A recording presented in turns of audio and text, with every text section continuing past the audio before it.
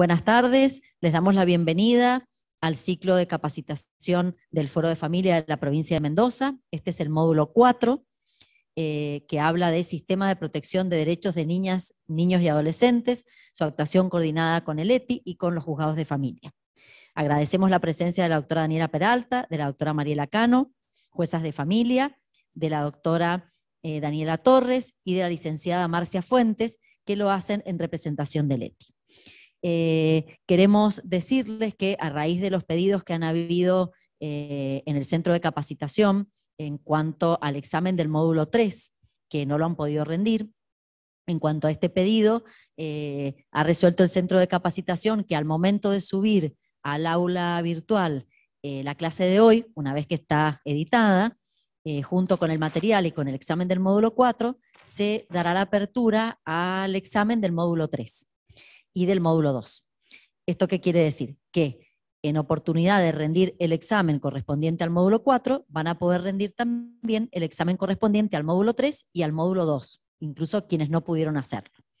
La duración de este examen va a ser el mismo. De los días que está habilitado el examen del módulo 4, va a estar habilitado conjuntamente el examen del módulo 3 y del módulo 2 para aquellas personas que no lo pudieron rendir. Le voy a dar la palabra entonces a continuación al personal del ETI, a las doctoras Torres y Fuentes, que se han hecho presentes hoy para poder desarrollar el módulo 4.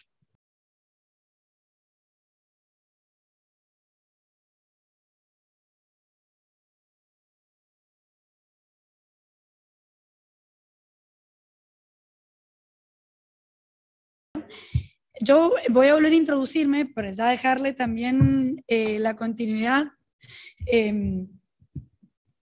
sobre unos temas que pueden traer algunas cuestiones más complejas, pero bueno, la idea es poder compartir nosotros desde ETI cómo proyectamos las medidas de protección y medidas excepcionales y cómo lograr mejorar o optimizar esa comunicación, esa relación que hay permanentemente con el sistema judicial.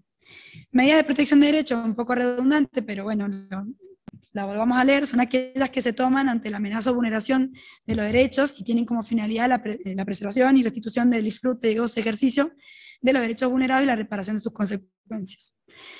Volvemos al punto donde se identificó la diferencia de negligencia con falta de cuidados básicos, porque la falta de cuidados básicos está directamente vinculada, como hemos dicho, a los recursos materiales. ¿Qué es lo que nos dicen? La falta de recursos materiales de los padres y de la familia y de los representantes legales, sea circunstancial, transitoria o permanente, no autoriza la separación de su familia nuclear ampliada o con quienes mantengan el lazo afectivo ni su institucionalización. Por eso, para nosotros es tan importante que se empiece a identificar el término negligencia diferenciado de la falta de recursos básicos, que como les decía yo, requiere un abordaje de acompañamiento o de apoyo a la intervención familiar. Para nosotros este es un principio muy rector. Esto está incorporado en lo que es el protocolo, que también ya se los voy a hacer llegar. Son todas aquellas acciones tendientes a orientar, asistir, acompañar a los adultos responsables en su rol. Bajo ningún concepto deben regular regímenes de responsabilidad parental, cuidados personales o comunicación, competencia exclusiva del juzgado de familia.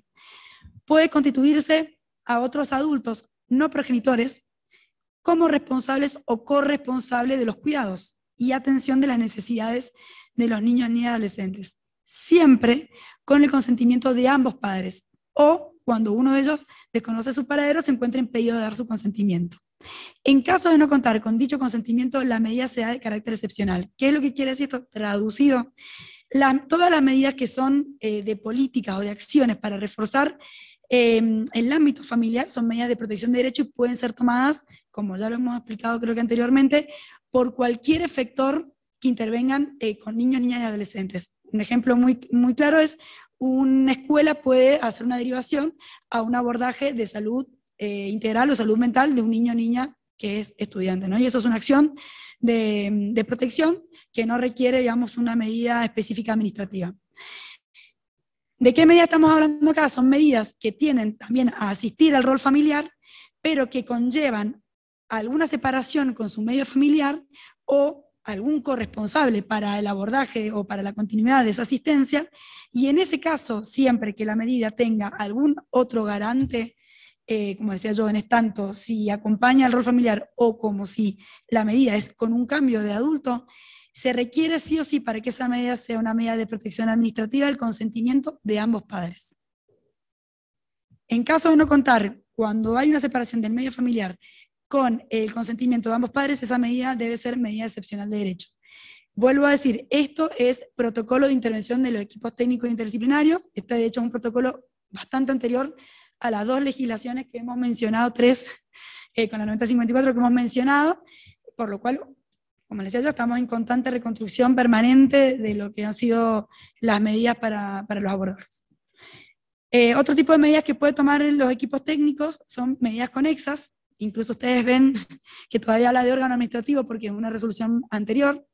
Las medidas conexas son aquellas solicitadas por el órgano administrativo, organismo que en futuro la reemplace, al juez de familia y violencia familiar en turno, cuando sea necesaria la asistencia judicial para garantizar la aplicación o el cumplimiento de una medida administrativa de protección de derechos o una medida excepcional de derechos. Este es un artículo que está en la 9120. Posteriormente el artículo continúa con todos los requisitos que se requiere para las medidas conexas, que lo van a ampliar probablemente enseguida, así que no me voy a querer. Y pasamos a las medidas excepcionales de derecho. Las medidas de protección excepcional de derechos son aquellas emanadas del ETI que se adoptan cuando niños, niñas y adolescentes están temporal o permanentemente privados de su medio familiar primario, o cuando su superior interés exija que no permanezcan en ese medio. ¿Por qué hemos marcado medio familiar primario? Porque esto es lo que a nosotros hace básicamente la diferencia en todo lo que se ha venido trabajando o proyectando con medidas excepcionales. Si ustedes van a la ley 26061, el artículo es similar o casi igual, pero dice medio familiar, no habla de medio familiar primario, por lo cual se puede llegar a una interpretación de que haya un medio familiar ampliado, digamos, y que muchas provincias de hecho lo han tomado, por lo cual la mayoría de las medidas de separación con su medio familiar primario terminan siendo medidas administrativas de protección y no medidas excepcionales.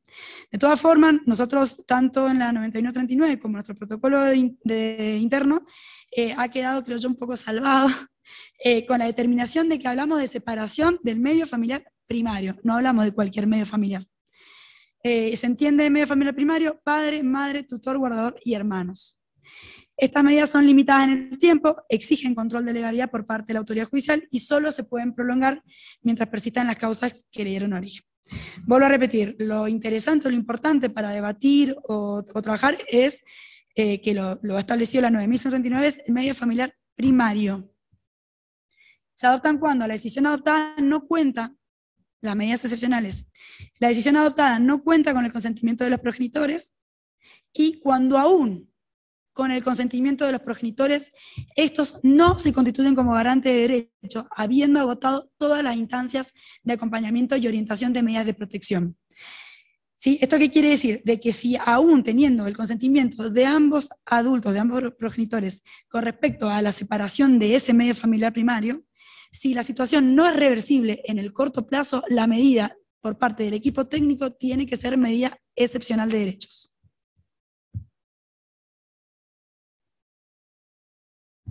Plazo máximo, esto está en el Código Civil y Comercial, el plazo máximo son 180 días, venció el plazo máximo sin revertirse las causas que motivaron la medida, el órgano administrativo, entre paréntesis ETI, debe dictaminar inmediatamente sobre la situación de adoptabilidad. Dicho dictamen se debe comunicar al juez interviniente en el plazo de 24 horas. La declaración de la situación de adoptabilidad no puede ser dictada si algún familiar o referente afectivo del niño, niña, adolescente ofrece asumir su guarda o tutela y tal pedido es considerado adecuado al interés de este. Este artículo, quizás, no tenemos hoy el tiempo para trabajarlo como en determinación, pero esto también hace a un montón de otras consecuencias con respecto a otras determinaciones de otros artículos. Yo lo que quería referenciar es básicamente el plazo de las medidas, que para nosotros es muy fundamental, y esto va a traer algunos interrogantes que yo lo he puesto en la próxima filmina, que no son para, o sí para debatir quizás cuando terminemos, pero son interrogantes, en fin, que le decía yo la respuesta quizás no la tengo.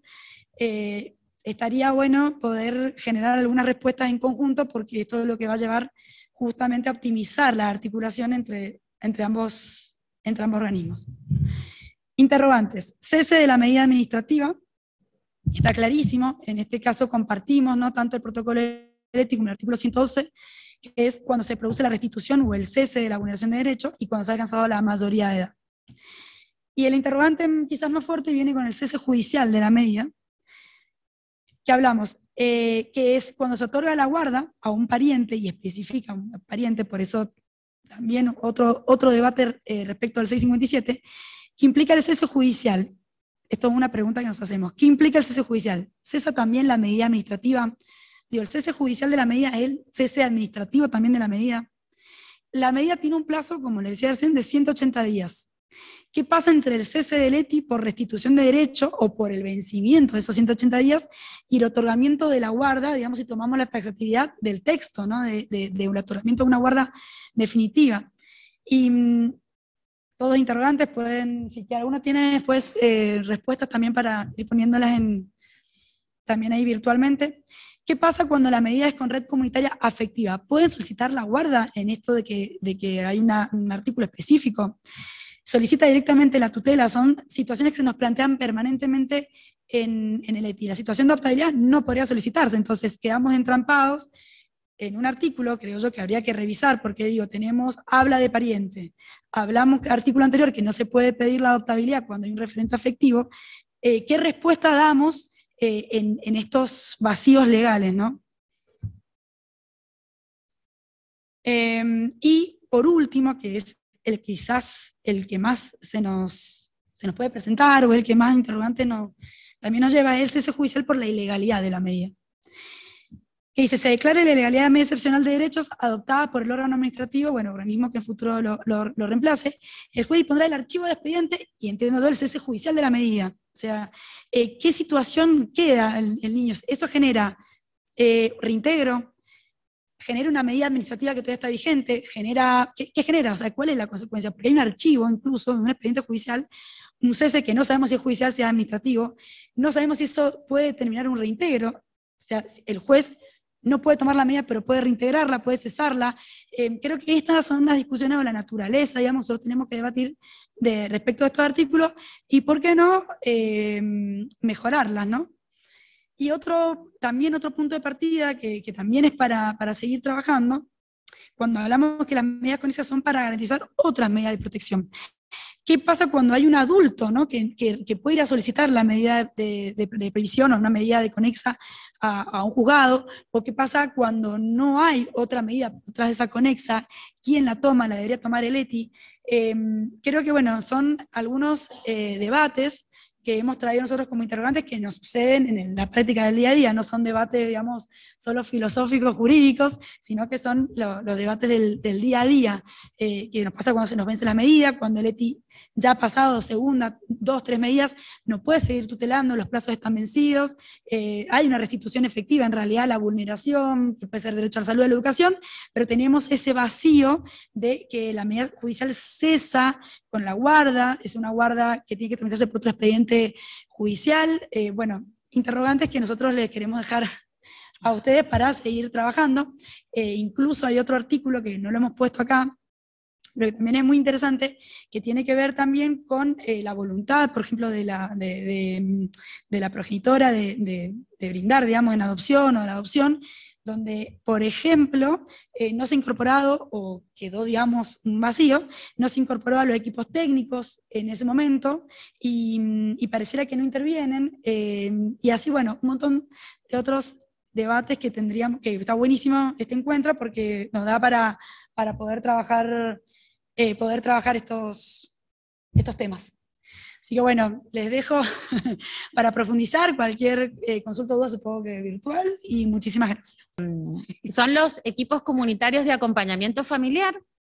Esto se empezó a gestar desde el 2018, que asume Daniela, y se fortalecieron, aunque ustedes no lo crean, en pandemia. ¿Sí? Se fortalecieron en cantidad, en recursos. Hoy creo que hay 27 CAF. Son organizaciones de la sociedad civil con personería jurídica que tienen alguna competencia específica en lo que tiene que ver con vulneración de derechos y tienden a fortalecer a la familia en territorio, ¿sí? Específicamente realizan abordaje en domicilio, tienen como una vinculación con la familia mucho más intensa y con otras características que la que puede llegar a tener el ETI. Entonces generan otros tipos de vínculos para el acompañamiento familiar. Hay de diferentes, digamos, con diferentes objetivos. Algunos ECAF tienen una visión más clínica y brindan tratamiento psicológico, psiquiátrico. Hay otros que funcionan más como lo que antiguamente se llamaban los servicios de protección de derechos, si bien no toman medidas, pero tienen una modalidad de trabajo y de evaluación muy parecida a aquellos antiguos servicios de protección. Y después, ¿qué más tenemos? Hay de todo, hay de todo. Hay de todo, ¿qué más? En Guaymallén, de adolescentes. Hay una específicamente que trabaja con adolescentes. Sí, que ha trabajado bastante bien con todo lo que tiene que ver con la autonomía progresiva, los proyectos de vida, y específicamente es una con las que trabajamos fuerte en Guaymallén, sobre todo con los niños o adolescentes que comienzan o en situaciones leves de conflicto con la ley penal. Que más allá del conflicto con el primer delito que se pueda considerar, entendemos que a partir de poder hacer un abordaje y un acompañamiento, a veces surgen otras vulneraciones de derecho asociadas al delito, ¿sí? Esos serían como los ECAF. En Guaymallén tenemos unos 4 o 5 y hay en toda la provincia. Después tenemos el programa de fortalecimiento familiar. Este programa tiene 2 aristas. Por un lado son fortalecimientos económicos. Por un lado es un fortalecimiento que se le asigna directamente al adulto responsable de niños o niñas con el objetivo de fortalecer y de acompañar en la restitución de un derecho. Es una asignación económica de un monto por mes que lo pueden cobrar hasta por 6 meses dependiendo de la estrategia de la medida. Muchas veces lo que se busca es, qué sé yo, acompañar con los abonos de colectivo, con alimentos, con cuestiones que con las familias con mayor vulnerabilidad socioeconómica necesitan como un refuerzo en este sentido. Y la otra arista del programa de fortalecimiento familiar son los facilitadores que tenemos, que es por lo general el perfil que se está trabajando actualmente. Estos facilitadores suelen ser estudiantes avanzados de alguna de las carreras afines a las profesiones que trabajan dentro del ETI, y ellos hacen un abordaje personalizado con la familia. Pueden acompañar y orientar hasta 3 familias durante 6 meses. Entonces el abordaje y la vinculación con la familia, el acompañamiento, el fortalecimiento del adulto es mucho más personalizado que el que también tiene el ECAF. Es decir, que se van como especificando, digamos, las intervenciones. Después están los programas de primera infancia. Ese, Dani, vos lo... Bueno, no, muy rápido. De todas formas, ahí abajo está la página, pero a quienes no han tenido acceso, es la página de gobierno, pero es la página de primera infancia, que lo interesante de esa página es que tiene, además de una guía de primera infancia, que es para la atención de todos los centros de atención de primera infancia, toda la agenda de infancia, de niñez de la provincia, y cuenta con un atlas social, que por eso yo pedí que lo pusieran, porque en el atlas social te van a encontrar absolutamente todos los efectores que trabajan en niñez, familia, adolescencia, etcétera, de la provincia. Desde centro de salud, desde todas las escuelas, desde los juzgados, todo, lo van a encontrar en el atlas social, con número de teléfono, dirección, referente y demás. Me pareció de utilidad que quedara volcado ahí en la filmina, así que quien puede tenerlo ahí, en el atlas social, todos los efectores de la provincia, no hay que buscar más por internet, está ahí en el atlas social de la página de primera infancia. Y por último tenemos a los CDIF, que son los Centros de Desarrollo Infantil. Ahí ya había 39, hay 40, sí. Siguen 39 en toda la provincia. Estos centros de desarrollo infantil funcionan alojan ya ahora desde los lactantes, que son las últimas salas que se han incorporado, desde los 45 días hasta niños de 12 años incluso. Lo que buscan los centros de desarrollo infantil es realizar como un acompañamiento y fortalecimiento también al grupo familiar y a los adultos. En estos centros de desarrollo infantil se realiza apoyo escolar, hay cuidado de los pequeñitos, porque hay salas desde lactantes hasta los 12 años, actividades recreativas, deportivas, funcionan por lo general de 8 a 18, dependiendo la zona donde estén. Hay algunos CDIF que funcionan hasta las 20 horas. Por lo general, el trabajo articulado con el ETI suele ser, al momento de tomar medidas de protección y excepción, no nos olvidamos que los adultos trabajan, y que muchas veces incorporar niños, niñas y adolescentes a nuestro grupo familiar requiere de volver a armar una dinámica familiar, y donde el trabajo resulta también, por el aporte económico, fundamental para la organización también de la familia. Se suele articular con los CDIs y se incorporan a los niños un poco para brindarles espacios de acompañamiento, donde los niños pueden realizar actividades no solo escolares, recreativas, para que el adulto que está a cargo y esté, por ejemplo, con una jornada extensa horaria, tenga estos espacios de alojo durante el día para los niños. Se suelen combinar entre la escuela formal y los CDIs. Por ejemplo, el CDIF número 1 que está en Calle Chile va haciendo como el alojo durante la tarde o durante la mañana de las escuelas primarias que tienen los alrededores. Entonces los chicos tienen su escolaridad formal media jornada y luego pasan al CDIF, donde hay desde el desayuno, al almuerzo, a la merienda, y esa coordinación que se hace es justamente para acompañar también a los grupos familiares. Sobre todo tenemos muchas jefas o jefes de hogares que no cuentan con un sistema amplio en su red familiar o comunitaria que acompañen, digamos, en los cuidados durante el Día de los Niños. Entonces el CDIF brinda estos espacios de cuidado, de contención, pero además potencia un montón de otras cosas, desde el deporte, la actividad recreativa, la música, la parte de educación más informal.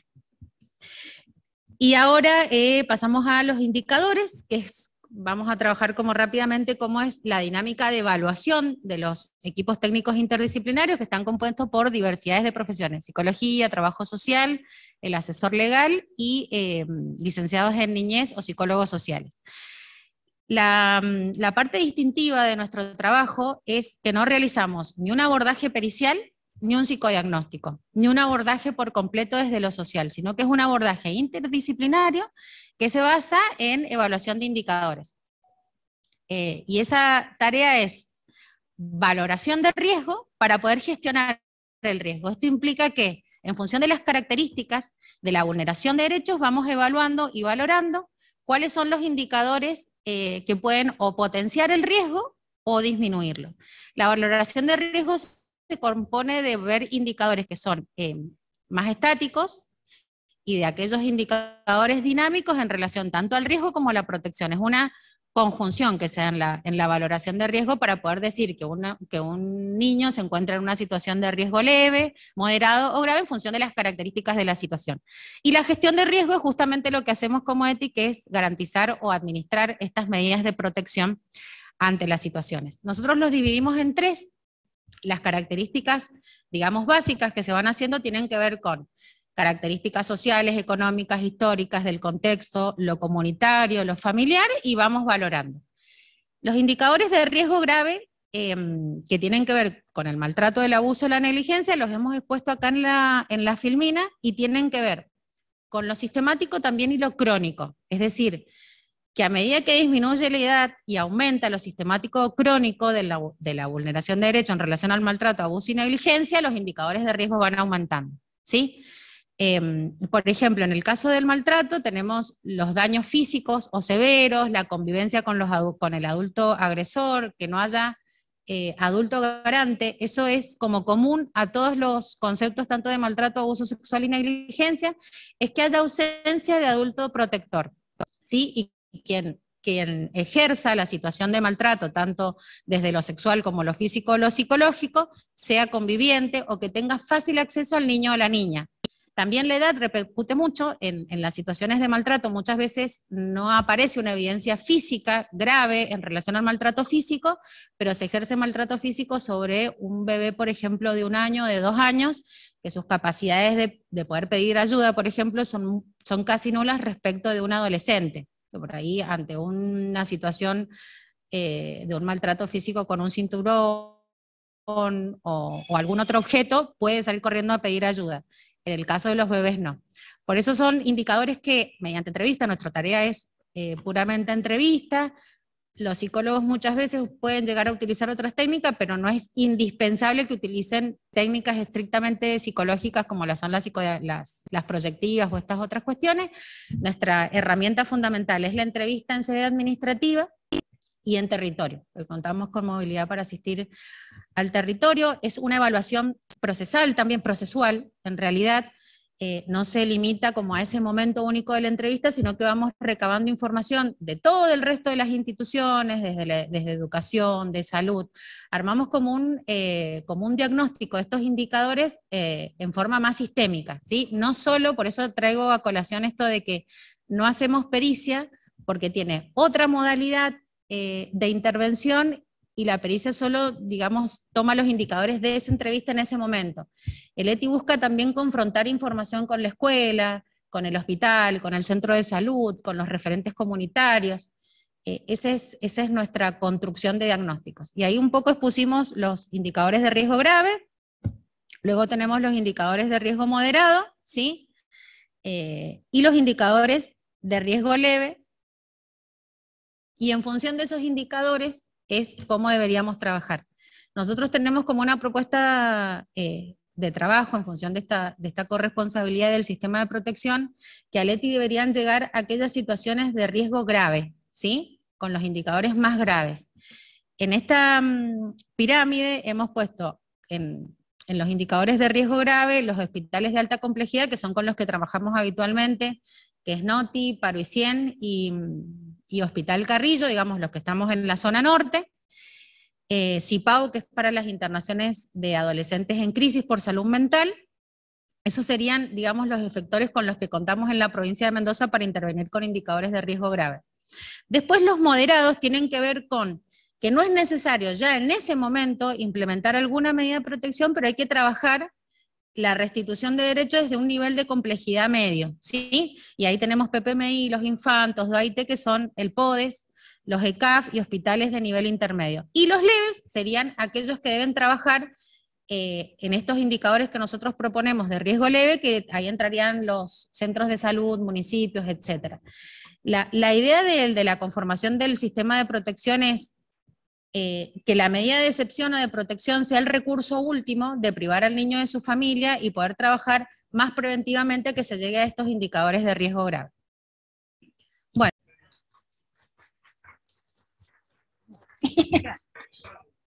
Los aplausos no salen, sí, estamos en vivo. No, brinden sí, aplausos. Sí, salen.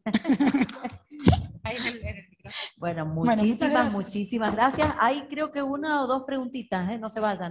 Hay unas dos preguntitas. Vamos. Quería recordarles nuevamente, porque hay gente que está preguntando por el chat, y como estamos en vivo, y a veces suele haber algunos problemas de conexión, dos cositas. Si llegan a ver algún inconveniente al comienzo de la clase grabada, son estos temas técnicos de estar en vivo. Y no dejar de recordarles que este módulo es el módulo 4, que cuando se habilite el examen de este módulo 4 y se cargue esta clase y se cargue el material, todo lo correspondiente al módulo 4, se va a habilitar a la vez el examen del módulo 3 y del módulo 2, para aquellas personas que no pudieron rendirlo. Va a ser en el mismo momento. ¿Esto qué quiere decir? Va de nuevo por las veces. Cuando les llegue el mail a sus correos de que este módulo 4 está habilitado, que se ha subido la clase, que se ha subido el material y el examen, juntamente, en ese momento, ¿sí? Bien, juntamente, en ese momento se va a habilitar el examen del módulo 3 y el examen del módulo 2, para aquellas personas que no lo pudieron rendir, que lo puedan hacer. Les quería aclarar porque estaban haciendo esas preguntitas por el chat. Y bueno, y también gente que preguntaba, el doctor Díaz había dado una pequeña bienvenida al principio, entonces bueno, vamos a reiterar la presencia de las juezas y todo, y después pasamos a las preguntas. La gente que se va sumando. La gente que se suma, entre la gente que se suma el doctor. Le llegó el doctor Godoy, así que estaba en una reunión de comisión. Pero a la gente que se suma, les contamos que a quienes acaban de escuchar son a la doctora Daniela Torres, la directora de la Dirección de Protección y Promoción Está bien, sí, era el nombre anterior. De la Dirección Federal de Protección de Derechos, es la jefa, la dueña total de los ETI, De los EDI, de acá. de todo, y la no se escucha, y la licenciada Marcia Fuentes, que es la coordinadora del ETI de Guaymallén, con quien trabajamos todos los días, y decíamos, les contaba a los que llegaron, a los que se sumaron prontamente y juntamente, que son dos grandes amigas, y son dos genias que, de las más comprometidas que tenemos, sigan siempre, no nos fallen, y que a continuación vamos a compartir la disertación de la doctora Mariela Cano, que es la jueza de familia de la SED, de San Carlos, y la jueza de familia de Godoy Cruz, la doctora Daniela Peralta, que son dos de mis más grandes y divinas y hermosas amigas, a quienes les vuelvo a agradecer que se hayan sumado a este desafío.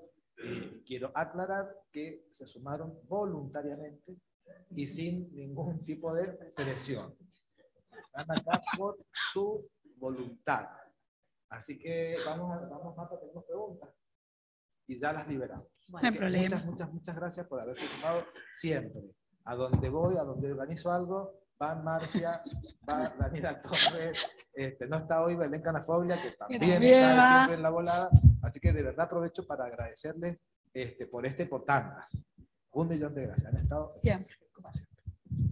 Muchas gracias, doctor Gabriel Díaz. Simplemente hoy lo mío será transmitirle las preguntas que vamos viendo por el chat del Zoom.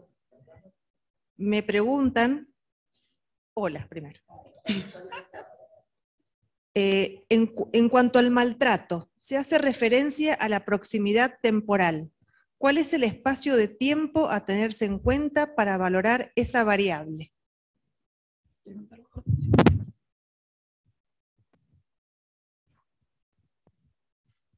Hola.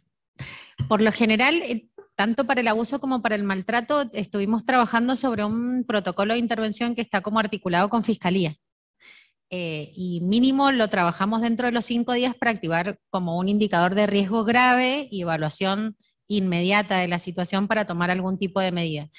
Y también todo depende de la situación. Hay muchos maltratos físicos que tal vez no dejan como la lesión en el momento, pero son recurrentes y son como más insidiosos, no sé si se entiende. Hay maltratos físicos que no dejan como la lesión, pero sí son en forma, esto de lo sistemático y de lo crónico tiene que ver con que es algo constante a lo largo del tiempo. Muchas veces es difícil poder situar en el tiempo, sobre todo en niños pequeños, cuándo ha sido la última vez en que ocurre una situación de abuso o de maltrato, pues eso también depende del desarrollo cognitivo y emocional, digo, que el niño pueda situarse en cierto tiempo y espacio, pero cuando podemos situarlo, la situación grave de lo que venimos trabajando es que haya ocurrido dentro de los últimos 5 días, para el abuso y para el maltrato. Pero insisto en que se valora situación por situación, ya que algunos no han sido o no se pueden situar dentro de los últimos 5 días, pero la gravedad radica en la continuidad y en el tiempo y la edad del niño a la niña. ¿Sí? Eso sería. Sí, perfecto. Queda muy claro. También acá, si nos puedes completar la idea. Sí. No, otra cosa que también, primero que estos hay que dejar claro que son indicadores, ¿sí? No es algo tabulado, digamos, ¿no? Esto se trabaja y que incluso se puede dar 1, 2 o 3 o todos los indicadores juntos en un mismo, o sea, en una misma situación. De ahí obviamente la valoración de la gravedad. Y otra cosa que marca el indicador grave, el indicador moderado, tiene que ver con la inmediatez de la intervención, que eso es lo que a nosotros nos marca. El indicador de gravedad, cualquier indicador de gravedad, para el equipo técnico implica un abordaje inmediato, ¿sí? Los que tengan indicadores moderados pueden ser diferidos, eso está también en el protocolo, incluso hay algunos tiempos establecidos, y bueno, el leve generalmente es el derivado, no el abordado. Muy bien, muchísimas gracias. Otra pregunta que pregunta Silvina. Actualmente, ¿cómo se está haciendo cuando la medida de excepción es declarada ilegal? Es que depende del juez o jueza, ese es el debate. No, igual de todas formas, a ver, tratamos. Generalmente no tenemos muchas ilegalidades. Hay muy buena relación, creo yo, incluso hasta antes de cualquier resolución, con respecto a si falta ampliar informe o si hay alguna audiencia y demás, y como a las audiencias previas donde van los equipos técnicos o los abogados, suele tratar de resolver. Son pocas las ilegalidades, pero sí está pasando que es un poco a criterio del juez, ¿no? Hay quienes disponen la ilegalidad y nos emplazan, que para mí es lo correcto, por ejemplo, a presentar nuevos informes, a votar alguna instancia de abordaje que ellos entienden que no está, incluso la medida muchas veces no refleja, me pasa que cuando las leo, no refleja realmente lo que la situación quiere, digamos, transmitir o lo que ha sucedido, y me parece que desde ahí está muy bien el emplazamiento para el agotamiento o para seguir valorando otros aspectos. El punto de debate, creo que como lo dije yo al final, tiene que ver si esa ilegalidad puede generar un reintegro y un cese total del expediente judicial. Creo que ahí es donde tenemos que enfocarnos, como te digo, cuando son pocas las ilegalidades, pero cuando nos emplazan, yo creo que es un buen sistema, un buen circuito, y quienes en algún momento no han dado un reintegro, yo creo que habría que reevaluar la naturaleza de ese reintegro o de ese circuito. Perfecto, muchísimas gracias. Otra pregunta de Juan Pablo, si me permiten, que dice así. El Juanpi, seguro. Juan Pablo, que ha pasado el filtro acá del doctor Díaz, así que lo podemos hacer. Sí, no hay problema, cualquier. Considero que el cese del artículo 112 son cese judicial, no administrativo. En esos casos, el ETI debe continuar con la adopción de medidas de protección o adecuar la medida de excepción para que pase el control de legalidad. Pero el cese judicial no implica que el organismo administrativo deje de intervenir. Juanpi, venite. No, totalmente. Y también entiendo cuando hay responsabilidad con respecto a la legalidad, que es lo que hablábamos recién, con respecto a sostener una medida que quizás no tiene un agotamiento y demás. Por eso yo creo que el cese administrativo no se puede dar o no se da en esta legalidad. Lo que hay que evaluar es la responsabilidad, qué es lo que pasa con una medida ilegal, o sea, cómo continúa esa medida siendo ilegal. Pero entiendo, yo en mi opinión personal, que el cese, no se da el cese de la medida administrativa y que el ETI tendrá que revalorar o reevaluar la intervención que está haciendo hasta generar la legalidad de esa medida. Es una opinión, como decir, personal. Muchísimas gracias. Muchísimas gracias. Acá tenemos muchos comentarios elogiosos, de felicitaciones por la claridad de las exposiciones. Hay mucha gente conforme y también mucha gente con ganas de seguir aprendiendo y capacitándonos. Por ejemplo, nos comenta Agustín que en Las Heras recibimos muchas medidas conexas por pericias psicológicas por Antelcai. El volumen es tanto que los turnos son con un retraso de más de 2 meses. ¿A qué se debe que el ETI tenga que recurrir a recursos del Poder Judicial? ¿Será por falta de recursos en ETI, por organización interna o alguna otra causa? No, bueno, no sé qué no. Porque tal vez no sea el medio más idóneo, dado lo prolongado de los tiempos. Sí, yo creo que, a ver, nosotros generalmente la medida no... Cuando se pide una pericia al CAI es quizás para definir las cuestiones de los puntos a periciar específicos, ¿no? Ya se ha valorado quizás todo lo otro que conlleva una medida administrativa, como el que hablaba de la interdisciplinariedad, de lo social, de lo cultural, de lo económico, de los aspectos positivos, de los aspectos negativos, y quizás hay cuestiones que solo las podemos definir, o cuestiones que son muy importantes para definir a través de una pericia, y bueno, sé que hubo mucho cuando se tomó la pericia como medida conexa, en esto de que obviamente el recurso es limitado, pero lo del ETI no tiene que ver en sí, sino que no es un equipo que tenga la profesionalización para hacer pericia, o sea, no es el trabajo específico. Entonces, lo que se podría pensar es generar algún cuerpo pericial aparte, digo, pensando para optimizar, mejorar esto, y bueno, hoy por hoy se utiliza el cuerpo pericial del cuerpo del CAI del juzgado, y bueno, hay muchos juzgados igual que nos facilitan las pericias y nos va muy, muy bien. Muchas gracias por eso. Bueno, muchísimas gracias. La verdad que da como para seguir intercambiando opiniones y dialogando. La verdad que incluso esta forma de dialogar con quienes están presentes en forma virtual es muy enriquecedora. Así que agradecemos, tenemos muchísimos asistentes, 283 para ser precisos en forma virtual. Así que vale la pena estar esta tarde de hoy dedicadas a esto. Les agradecemos y Gracias. queremos darle el lugar a nuestras magistradas expositoras de la tarde de hoy. Hoy nos visitan, adelante doctoras, la doctora Daniela Peralta, jueza de familia, y la doctora Mariela Cano, jueza también de familia de este Poder Judicial de la provincia de Mendoza.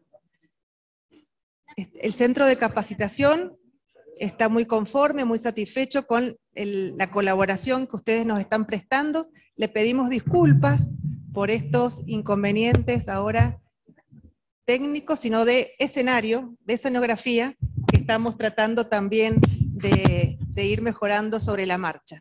Creo que así tenemos una mejor visión a las cámaras, ya que evidentemente son más la gente que nos siguen en forma virtual que quienes tenemos en forma presencial, así que hemos dispuesto la cámara de otra forma para hacer más visible a las expositoras. Ahora sí, entonces, les dejo la palabra al doctor Gabriel Díaz, porque él siempre tiene algo muy bueno que aportar. Gracias, Marta. Bueno, ahora se ve mejor. Ahora se ve mejor. Nada, para los que se van sumando también, gracias por la presentación. Las dos colegas, ¿se me acopla el otro micrófono? Perdón. Y reiterar a la gente que se acaba de sumar, que además de las colegas está el doctor Beto Godoy que llegó. Entonces, ahora sí podemos avanzar, y acuérdense, el último, no, Marta, que no le agradecí, tenés razón, porque recién le agradecí. Y aparte de agradecerle al doctor Beto, que acaba de llegar de la reunión de la comisión de la Asociación de Magistrados, porque no se pierde una, le agradezco en serio a las colegas que nos acompañan en la organización de todo esto, que son la doctora La Montaña de San Rafael y la doctora Lina Morcos del Este, de Rivadavia, con quienes estamos trabajando para que toda esta capacitación que coordina la doctora Dey salga lo bien que está saliendo. Pero nada de lo que nosotros imaginamos, pensamos y organizamos podría salir bien o así de bien sin Marta Linares y todo este equipo del centro de capacitación, y sin Luján Tavares, a quien la volvemos absolutamente loca, y ella también está a punto de... pero la verdad es que te admiro, Luján. Bancarte las locuras de los jueces y las juezas, y en todo esto es para agradecerle. Así que 1.000.000 de gracias. El próximo encuentro es el primer lunes de noviembre. Los invitamos y las invitamos al centro, acá al salón de actos. Acuérdense que tenemos cafecito, masitas y, bueno, y todo lo que charlamos tras bambalinas. Gracias, doctora Peralta, gracias, doctora Cano, y las dejamos con el uso de la palabra.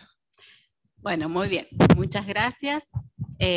Buenas tardes a quienes nos acompañan en forma presencial, que son pocos, nos han dado vuelta el escritorio, así que invitamos a los que están de este lado si quieren trasladarse para no quedar mal, y también a quienes nos acompañan en forma virtual o remota, que por lo que nos acaban de decir son la mayoría. Vamos a hablar de las medidas excepcionales de protección y de las medidas conexas. Lo primero que tenemos que decir para abordar este tema, dar cuenta de cuál es la estructura normativa o marco normativo de estas medidas que hemos consignado aquí en las diapositivas, y este es un marco en el que no me voy a extender, no voy a profundizar, pero sí es muy importante que lo tengamos siempre en cuenta, porque son las normas convencionales, internacionales, las normas internas, a las que siempre nos tenemos que remitir en todo en el tema de la aplicación e interpretación del sistema integral de protección de derechos de niñas, niños y adolescentes. Simplemente los enuncio, son por supuesto la Convención Internacional de los Derechos del Niño, la Ley Nacional 26.061 y su decreto reglamentario 415, el Código Civil y Comercial de la Nación, y las normas provinciales, la Ley 9.139, a la que han hecho referencia extensamente desde el ámbito de la Dirección de Promoción y Protección de Derechos, y el Código Procesal de Familia y Violencia Familiar, Ley 9.120. Este es el marco normativo. Como ustedes sabrán, la mayoría de los que están asistiendo o escuchando esta charla, la Ley 26.061, sancionada en el año 2005, además de plasmar en su texto todos los principios, derechos y garantías consagrados en la Convención Internacional de los Derechos del Niño, trae la novedad o la particularidad que desplaza desde el ámbito de intervención del Poder Judicial o del órgano judicial al ámbito de intervención del órgano administrativo el abordaje y adopción de medidas en materia de protección de niñez y adolescencia. Este cambio, esta novedad de la ley 26.061, que ha sido por algunos criticada, resistida y por otros aplaudida, como la mayoría de las leyes, nos ha traído en el ámbito no solo del órgano judicial, sino del órgano administrativo, numerosos interrogantes en su aplicación y en su interpretación. Esto nos da la pauta también los mismos interrogantes que trae sobre la mesa la doctora Daniela Torres, cuando hizo referencia al final de su charla sobre todas estas dudas que aún existen en la interpretación y aplicación. Y también es la inquietud que nos surgió acá con los colegas cuando empezamos a pensar cómo íbamos a abordar en esta charla la problemática de esta interacción entre el órgano judicial y el órgano administrativo. De acuerdo a la ley 26.061, como decíamos, como les explicaba recién y como todos ustedes deben saber, se desjudicializa el tema fundamentalmente el abordaje en materia de protección de niñez y adolescencia. Es decir, la intervención del órgano judicial resulta subsidiaria y excepcional. Y esta subsidiariedad se da a través de la intervención o la limitación de esta intervención en el ámbito de las medidas excepcionales de protección, o medidas de excepción, como se llama. Entonces, el Poder Judicial, lo primero que tenemos que tener en cuenta es que solo interviene de manera excepcional y como garante último del cumplimiento de las convenciones y de los principios, derechos y garantías a los que hace referencia la Convención Internacional de los Derechos del Niño. La mayoría de los temas que planteamos hoy son a través de dudas o de interrogantes, esto está claro, a pesar de que la ley lleva 17 años desde su sanción. Y esto nos tiene que llamar la atención, y quizás esta puesta sobre la mesa, o este planteo sobre todas estas dudas e interrogantes en la aplicación, es un puntapié inicial para que logremos algunos acuerdos o consensos en esta temática tan importante.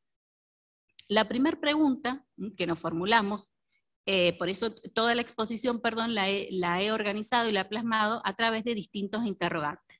Lejos está de mi posibilidad dar respuesta a todos estos interrogantes, pero sí nos pareció interesante ir analizando las cuestiones principales que se han ido suscitando a lo largo de estos años. La primera pregunta entonces que nos tenemos que hacer es ¿en qué consisten las medidas excepcionales o medidas de excepción? Que son a las que queda limitada la órbita de intervención del juez o jueza de familia puntualmente. El artículo 39 de la ley 26.061 nos da una definición y los elementos constituyentes de cuando estamos en presencia de una medida excepcional de protección. Consisten en la privación, atención con esta palabra, privación temporal o permanente del niño, niña o adolescente de su medio familiar. ¿Cuándo?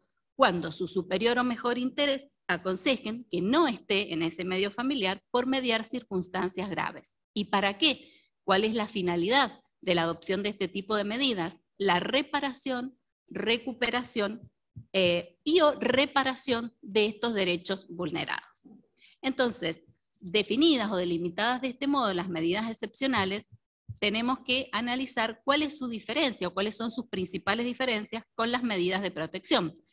Partiendo de la base que de acuerdo a la ley 26.061, las medidas de protección son de resorte e intervención exclusivo del llamado órgano administrativo, más allá de las distintas denominaciones que se le dan después en las distintas jurisdicciones. En tanto, las medidas excepcionales, si bien son adoptadas por el órgano administrativo, requieren revisión y control judicial. Aquí yo he señalado, he traído una especie de cuadro comparativo en donde podemos afirmar que estas medidas, estas diferencias principalmente, consisten en que las medidas de protección son previas Son medidas preventivas y de acompañamiento de la familia del niño o niña adolescente.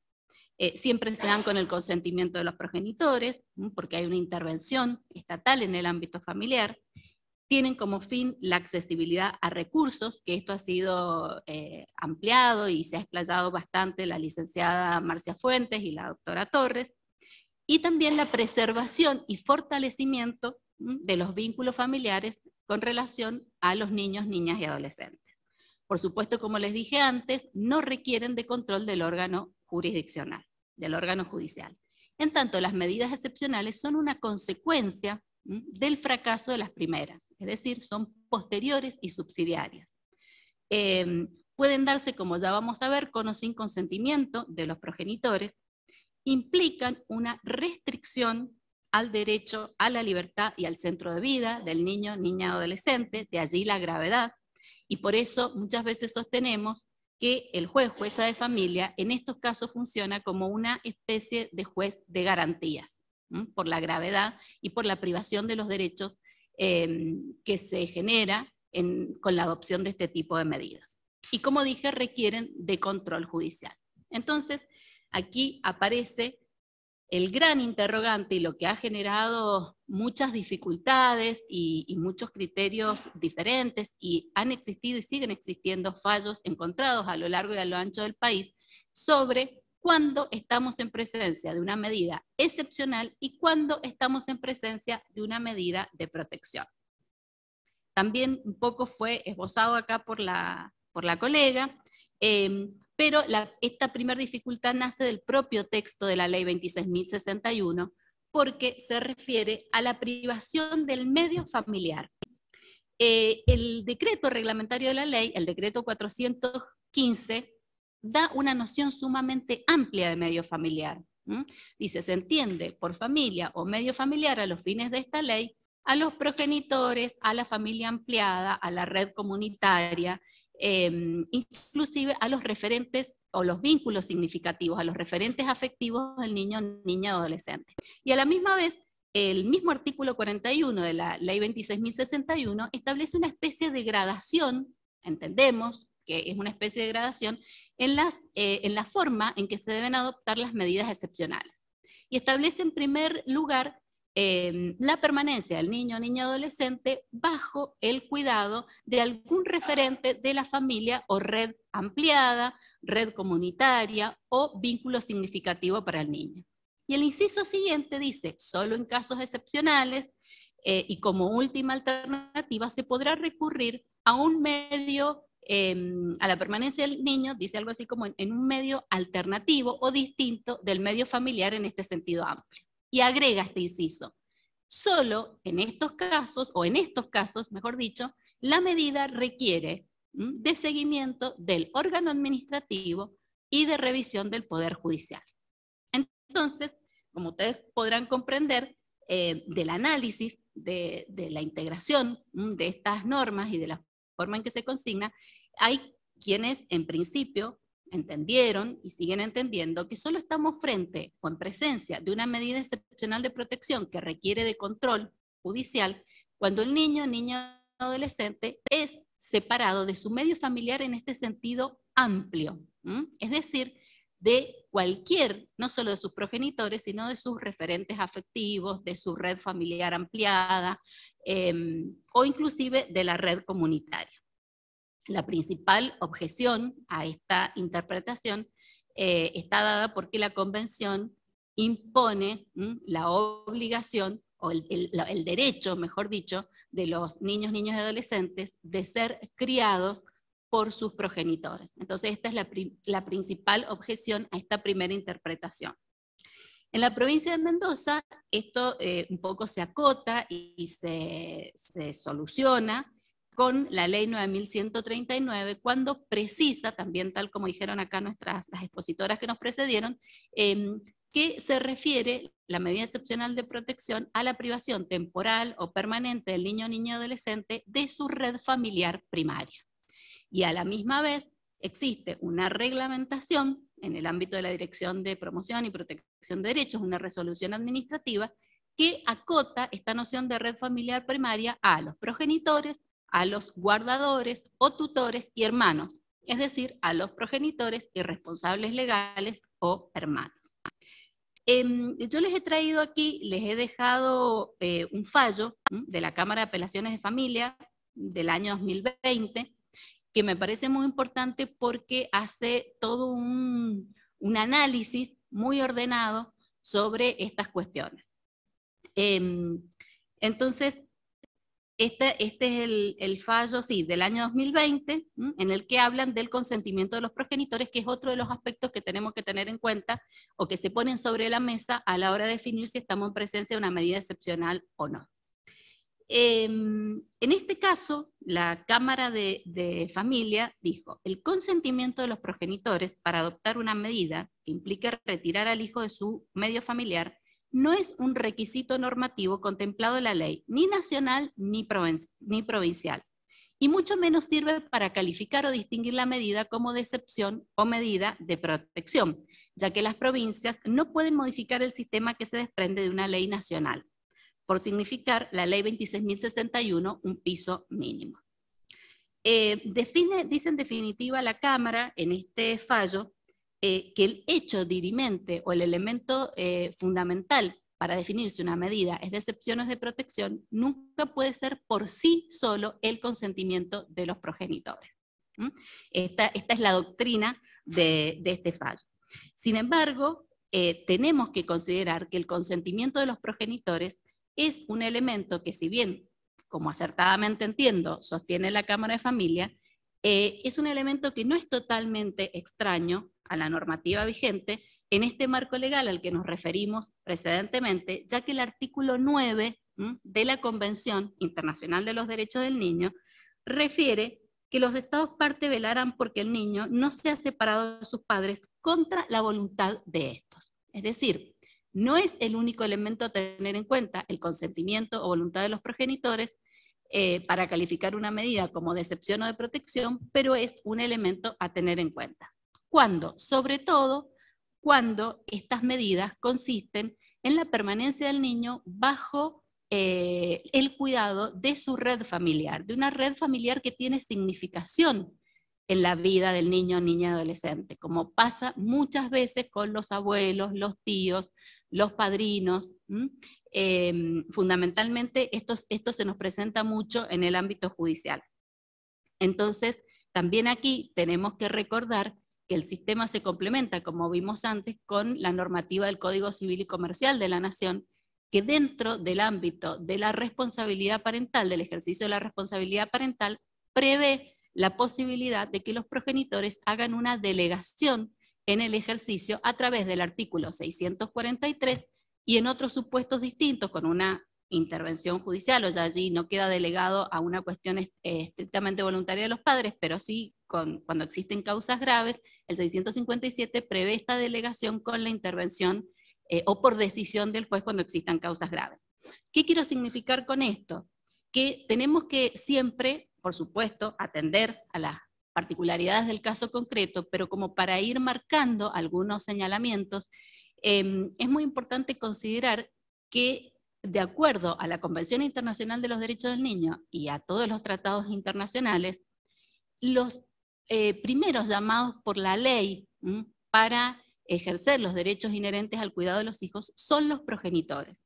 Solo cuando ellos fallan o se verifican limitaciones en este ejercicio de la responsabilidad parental, se da la intervención del Estado y se da en este marco de la ley 26.061, es decir, con un primer abordaje e intervención del órgano administrativo y un posterior control o revisión cuando corresponde del órgano judicial. Es decir, que el consentimiento de los progenitores para la adopción de medidas cuando los niños no son privados ni de su centro de vida, ni son privados de su ámbito familiar o de sus afectos, es una cuestión que entiendo requiere de consideración y de verificación en cada caso, pero siempre respetando estos lineamientos convencionales de evitar injerencias arbitrarias o injerencias innecesarias en la vida familiar.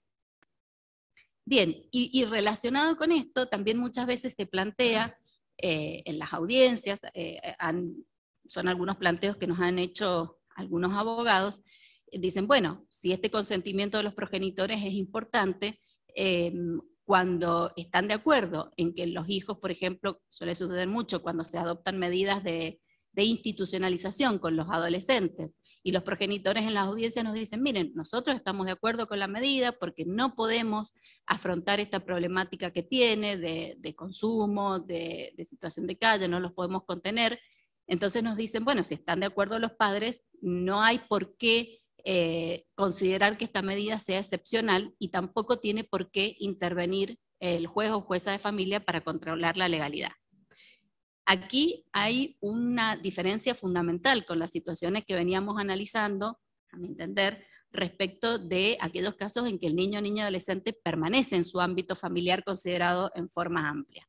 Cuando la persona está bajo la órbita directa de responsabilidad de cuidados alternativos en un hogar, es decir, cuando se presenta una situación de institucionalización, no puede caber duda alguna respecto de que esto es una medida excepcional de protección y requiere control judicial. ¿Y por qué? Porque tal como he señalado aquí en las filminas, más allá de algunos eufemismos de la ley 26.061, de que no se quiere hablar de institucionalización, la institucionalización es una realidad y sigue existiendo, entonces no podemos dejar de considerar en estos casos en el que los adolescentes o los niños o las niñas permanecen en un hogar de cuidados alternativos, que se verifica en el caso una verdadera privación del medio familiar, del centro de vida y de la libertad. Por supuesto que está absolutamente garantizada desde el punto de vista legal estas privaciones en pos de la satisfacción de derechos vulnerados, es decir, aparecen como el peor lo menos gravoso dentro del contexto que se verifica en el caso concreto. Pero no podemos dejar de considerar qué significan estas privaciones. Y de allí que traigo, les he dejado allí consignado las reglas de las Naciones Unidas, que es lo que dicen las reglas de las Naciones Unidas para la protección de los menores privados de libertad. Si bien al principio la norma se refiere a todas aquellas situaciones propias del ámbito penal, dice, por privación de la libertad se entiende toda forma de detención o encarcelamiento, así como el internamiento en un establecimiento público o privado del que no se pueda salir, por orden de cualquier autoridad judicial, administrativa o autoridad pública, por lo cual tenemos que decir que la institucionalización de un niño integra el concepto de privación de libertad. Más allá de que hablemos de que los hogares son abiertos, pero en definitiva hay una restricción grave de todos estos derechos que también conforman el conjunto de derechos y garantías consagrados en la propia ley. Y esto viene a cuenta y se relaciona con la próxima pregunta, que es ¿qué se controla o qué controla el juez o jueza de familia cuando controla la legalidad de la medida? Bueno, controla justamente la verificación de todas estas pautas legales, estas pautas convencionales, y fundamentalmente controla que exista esta proporcionalidad o razonabilidad entre las circunstancias que motivan la adopción de la medida y la medida en sí misma. También controla, por supuesto, la escucha del niño, niña, adolescente, en qué medida se ha efectuado en el ámbito administrativo, más allá de que nosotros, de acuerdo a la ley procesal, tenemos una audiencia tanto con los progenitores como con los niños, niñas y adolescentes. También controla como una cuestión de lógica coherente con los artículos 33 y siguientes, con los artículos 38 de la ley 26.061, cuáles fueron las medidas de protección que se adoptaron previamente, el respaldo documental, que es muy importante que no olvidemos, ese respaldo documental de las medidas de protección que se tomaron, para poder verificar que en el caso se encuentra o se da esta subsidiariedad en la adopción de la medida excepcional. Y también controla otros dos aspectos sobre a los que me voy a referir más adelante, que es que exista y que se cumpla un plan o estrategia de recuperación de los derechos vulnerados. Porque sin la existencia de este plan o estrategia, o en el caso de que se consigne este plan o estrategia, sin la posterior aplicación del mismo, en realidad la medida, que es de protección, hablando en términos generales, y en beneficio del niño, se puede tornar en una vulneración de derechos. Estas son las cosas que tenemos que tener fundamentalmente claras y en cuenta. Y también, por supuesto, la limitación temporal de la medida. Y en relación a la limitación temporal de la medida, nos preguntamos de dónde surgen los 180 días. En principio, la ley 26.061, el artículo 39, hace referencia a que estas medidas son temporales, son limitadas en el tiempo. Esta es una de las características también, por su carácter excepcional. Entonces, son limitadas en el tiempo, dice la norma, y duran mientras duren las circunstancias que la motivaron. Es decir, que no establece un plazo, establece una condición. Pero posteriormente esta noción es completada por el decreto reglamentario, y este decreto dice: el plazo al que se refiere el artículo 39, que no es un plazo, pero lo precisa, dice es un plazo de 90 días y tiene que estar claramente consignado al informarse o al adoptarse la medida excepcional. Y agrega el decreto 415, en aquellos casos en que subsistan las circunstancias o que no se superen las circunstancias que generaron la adopción de la medida, este plazo puede prorrogarse por acto fundado notificado a las partes. Y aquí hay algo fundamental sobre lo que tenemos que pensar, reflexionar, y es que la prórroga de la medida debe ser informada al juez no solo dentro del cumplimiento de este primer plazo, sino que tiene que ser informada por acto fundado, y que tiene que ser notificada a las partes. Es decir, no estamos en presencia de una cuestión meramente formal, estamos en presencia de una prolongación de la medida de excepción, y por lo tanto tenemos que verificar en el caso, hacer esta nueva revisión, de esta misma revisión que hacemos cuando adoptamos o cuando declaramos la legalidad de la primera medida. Por eso nos preguntamos, ¿debe estar fundada? Sí, y debe estar mucho más que fundada. Y el plazo de 180 días aparece por aplicación del artículo 607 del Código Civil y Comercial, que impone la obligación del órgano administrativo de solicitar la declaración de adoptabilidad de los niños y adolescentes cuando hayan transcurrido los 180 días sin que se reviertan las causas que le dieron origen. Bueno, este plazo, por supuesto, ha generado un montón de interrogantes y un montón de dificultades también en la práctica. Una de ellas, una de las preguntas que nos formulamos, porque muchas veces lo piden desde el órgano administrativo, entendiendo, repito, cuando hablamos de órgano administrativo está comprendido el ETI, está comprendido la Dirección de Cuidados Alternativos, es si en algunos casos y en qué casos podemos declarar inaplicable este plazo de 180 días del Código Civil y Comercial de la Nación. Bueno, no les traigo la respuesta, pero sí algunas pautas, y es que estos casos tienen que ser excepcionales, tienen que estar fundados, y tienen que estar fundados en algo más que el principio de realidad. Si bien el principio de realidad ha sido expresamente consagrado en nuestro Código Civil y Comercial, y es una herramienta muy útil, hay que atender a las circunstancias particulares del caso. Por ejemplo, un elemento fundamental, me parece, se da en aquellos supuestos en que el niño, niña, o sobre todo el adolescente, ha manifestado su opinión en el sentido contrario a ser adoptado. Creo que esto es un elemento medular o central a tener en cuenta en estos casos, y este principio de realidad tiene que estar siempre fundado, acompañado de elementos de prueba, tiene que haberse garantizado esta escucha del niño, niño y adolescente, porque si no, el principio de legalidad, el principio de realidad, perdón, del Código Civil, sin legalidad puede convertirse o llevarnos a una situación de arbitrariedad. Y siguiendo en este lineamiento de qué sucede durante este acaecimiento de la medida, durante la vida de la medida excepcional, nos preguntamos, estas preguntas que siguen es algo que nos preocupa y bastante a los jueces y juezas de familia en nuestra práctica cotidiana, ¿Qué sucede cuando el órgano administrativo no pone en conocimiento del juez o jueza de familia la prórroga de la medida? ¿Qué sucede cuando el órgano administrativo no responde los emplazamientos del juzgado en relación a la existencia de prórroga o de sus fundamentos? Y justamente, ¿qué sucede cuando el pedido de prórroga no está debidamente fundado? ¿Correspondería, me pregunto, declarar que la medida se tornó ilegal y disponer el archivo?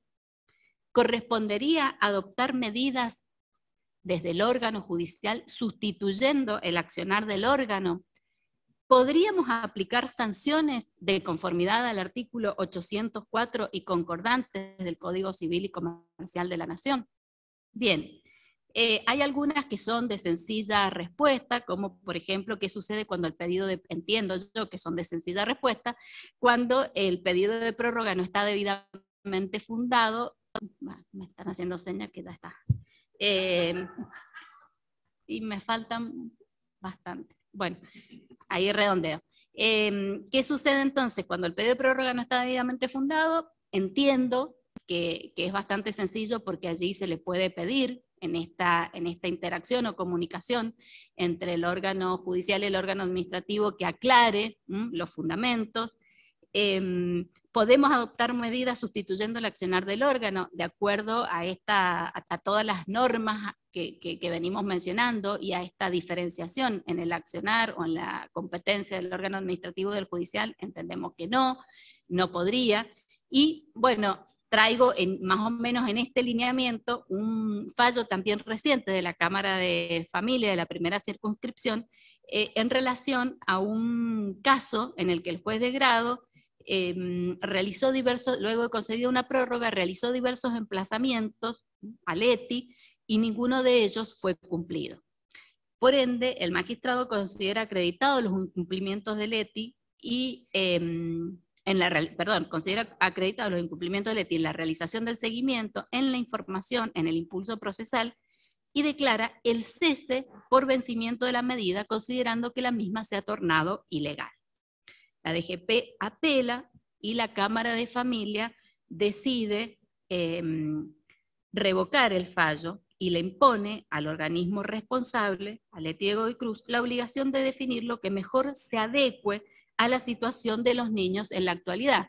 ¿Qué es lo que considera la Cámara? Que la decisión, lejos de poner a los niños en una situación fáctico-jurídica más o menos estable, o mejor de la que estaba, los deja sin marco jurídico en una situación solo de hecho, que esto es un poco lo que planteaban aquí desde el ámbito de la DGP. Entonces, bueno, no sé si tengo algunas consideraciones sobre el cese, que igual lo podemos obviar porque ya quedó planteado acá por la doctora Torres, estos interrogantes, y podemos obviar que por el escaso tiempo que tenemos esto puede ser un disparador para tratar estos temas. Podemos obviar el cese y sí me gustaría, antes de cerrar, ¿cómo? Sí, lo podemos pasar y sí me gustaría cerrar con algunas cuestiones procesales, porque en definitiva todos estos interrogantes con respecto del cese fueron más o menos esbozados. Entonces, para cerrar, algunas cuestiones procesales. Rápidamente, ¿el pedido de control de legalidad es una demanda o es una denuncia? Bien, el doctor Díaz me va dirigiendo. Entonces, ¿es una demanda o es una pregunta? Brevemente, tenemos que recordar que las demandas son propias del ámbito civil, laboral, de familia y administrativo, y las denuncias son propias del ámbito penal. En las demandas, la demanda consiste o se configura con un planteo efectuado por los legitimados por ley ante el órgano jurisdiccional solicitando una respuesta a través de una resolución, un auto o una sentencia.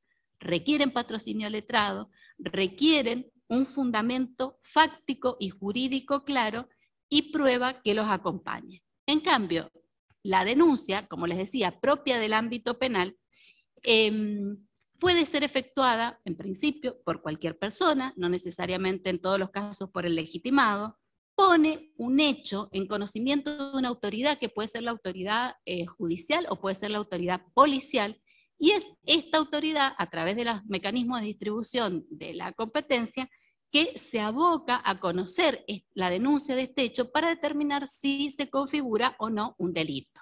Entonces, queda claro que los pedidos que se efectúan al Poder Judicial, concretamente al juez o jueza de familia, para que declare la legalidad de una medida, es una demanda, no es una denuncia, y por ende tiene que cumplir con todos los requisitos procesales de una demanda. Es decir, tiene que indicarse con claridad los demandados, que son los progenitores o los responsables legales, sus domicilios, tiene que estar claramente consignados los hechos, es decir, todo este abordaje del que nos hablaron, este abordaje de campo, esta falla de las medidas no falla, sino este fracaso en la adopción de medidas de protección y el respaldo documental, tienen que estar consignados al pedir la legalidad. ¿Los progenitores pueden ser declarados rebeldes? Sí, por supuesto, porque son parte de esta acción, como también es parte el órgano administrativo, entendiendo por tal la actuación coordinada del ETI y de la Dirección de Cuidados Alternativos, y el representante del Ministerio Público Pupilar, o la representante. Otra pregunta, en la audiencia del artículo 40, ¿los progenitores pueden ofrecer prueba? Sí, por supuesto, siempre tenemos que velar y tratar de resolver en el mismo acto que sea prueba la que se ofrece, que tenga una pertinencia, una conexión directa con la medida que se adopta, no otra cosa, ni tampoco prueba tendiente a obtener el reintegro, que es otro tema. Y finalmente, una pregunta que también es de índole práctica y muy importante, que se nos presenta cotidianamente, es dónde pueden solicitar los progenitores o miembros de la familia ampliada el reintegro o comunicación con los niños, niñas o adolescentes mientras se encuentra vigente la medida excepcional. Bueno, de acuerdo a esta distribución de competencias de la Ley 26.061, a los fallos que hemos analizado de la Cámara de Familia o a otros fallos que no han sido citados aquí, tanto la adopción de la medida como estas cuestiones que se generan o se desarrollan durante la vigencia de la medida son de resorte exclusivo del órgano administrativo. Y en este caso, puntualmente, ¿por qué puse esta pregunta dentro de los aspectos procesales? Porque realmente si nos ponemos a pensar, si vigente la medida, los progenitores tienen abiertas las vías para solicitar el reintegro en sede judicial o un régimen de comunicación, superponemos acciones desde el ámbito judicial y desde el ámbito administrativo. Bueno, muy bien, quería dejar esas últimas cuestiones aclaradas. Muchas gracias, perdón si me extendí.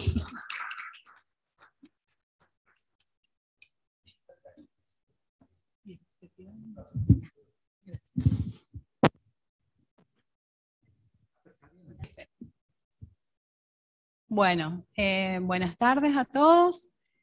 Voy a tratar de cortar algunas cositas también para no extenderme con el tiempo.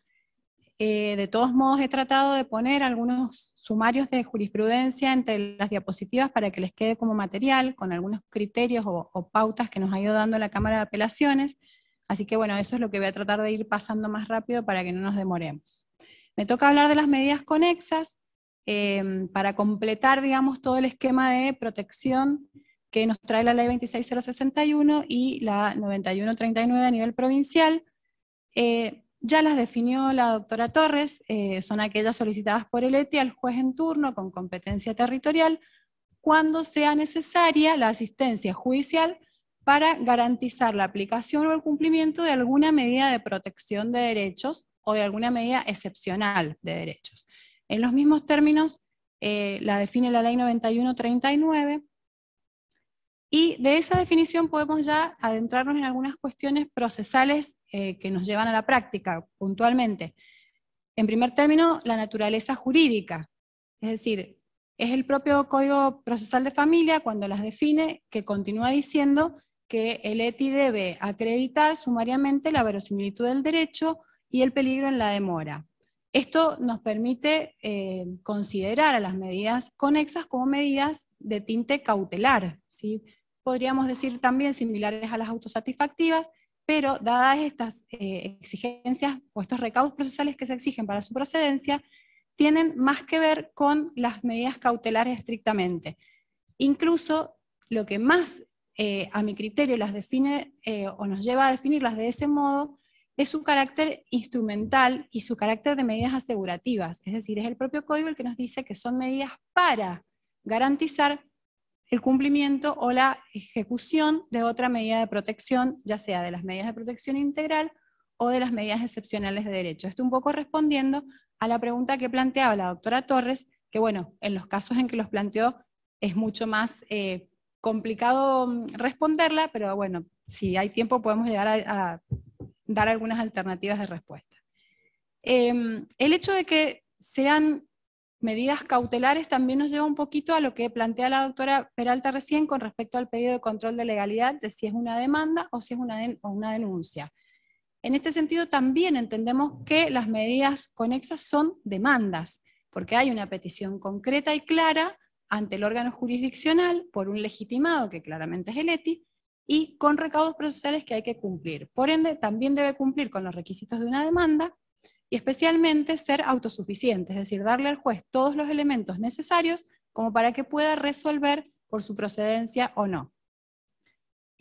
Por eso es el mismo código el que establece que la medida también tiene que ir acompañada de un respaldo documentado de los elementos que cuenta el ETI para convencer al juez de la procedencia de la medida. Acá hago un pequeño paréntesis con respecto a esta instrumentalidad, ¿sí? Que una cuestión muy importante a tener en cuenta es que tienen que ser instrumentales, como decíamos, o de otra medida de protección integral o de una medida excepcional de derechos, dentro del marco de un esquema, de un abordaje que viene planeando y planteando el órgano administrativo o cualquier otro efector del sistema de protección, y que, digamos, la medida conexa aparece como un complemento de todo ese abordaje. Pero que hay que tener mucho cuidado de que la medida no resulte instrumental a las propias partes en conflicto. Esto lo traje a colación por un fallo muy interesante del doctor Díaz, acá presente, que se los he resumido un poquito, pero en donde la conflictividad de los progenitores era tal y a tal nivel que termina uno de ellos utilizando al órgano administrativo o al ETI para solicitar una medida conexa de prohibición de acercamiento, cuando existían en el juzgado de familia numerosas causas relativas al cuidado personal, al régimen de comunicación y demás, donde ya se avisoraba ese nivel de conflictividad y donde había un montón de elementos probatorios que permitían a lo mejor evaluar con mayor detenimiento cuál era la medida más adecuada. En este sentido, el juez la rechaza a la medida de prohibición de acercamiento sobre la base de que justamente en este caso, si se hubiesen tenido en cuenta todas esas constancias que habían en los expedientes civiles, se hubiese podido advertir que la medida de prohibición de acercamiento resultaba iatrogénica para los niños, por cuanto empoderaba a un progenitor en relación al otro, es decir, lo colocaba en una situación en donde quedaban en desigualdad de posiciones y donde favorecía su posición en el conflicto, resultando en definitiva perjudicial para los niños. En cuanto al régimen probatorio y a los criterios de admisibilidad de estas medidas, en general la Cámara se ha expedido más que nada con respecto a las medidas de prohibición de acercamiento y de exclusión del hogar, que son las que nosotros calificamos como medidas de mérito, es decir, donde el juez tiene que hacer una mayor evaluación de los elementos probatorios a la hora de otorgarla o no, en contraposición con las medidas que podríamos considerar como de mero trámite, como podría ser el traslado, por ejemplo, de una persona a un efector público o privado, que no requiere tanto análisis probatorio. Generalmente la Cámara, como decía, se ha expedido más que nada en relación a las medidas de prohibición de acercamiento, y respecto de esas nos ha dado algunas pautas en cuanto al régimen probatorio. Como en general las medidas de prohibición de acercamiento tienen que ver con la existencia de maltrato o abuso, y con estos indicadores de los que nos han hablado las expositoras anteriores, las pautas para poder resolverlas favorablemente son muy similares a las de las causas por violencia, es decir, que basta la mera sospecha de la existencia de una situación de maltrato para que el juez pueda hacer lugar a la medida de protección. Por supuesto, acá también rigen los criterios doctrinarios respecto de que los hechos de violencia tengan actualidad, puede haber reiteración o no, ¿sí? Y que tengan gravedad. En el caso de que se trate de un hecho aislado, por supuesto que puede dar lugar a una medida de protección, pero habrá que ver que tenga la suficiente entidad o la suficiente gravedad como para habilitar esta medida de protección o no. Es decir, que los criterios son similares a los que rigen en cualquier medida de protección de violencia.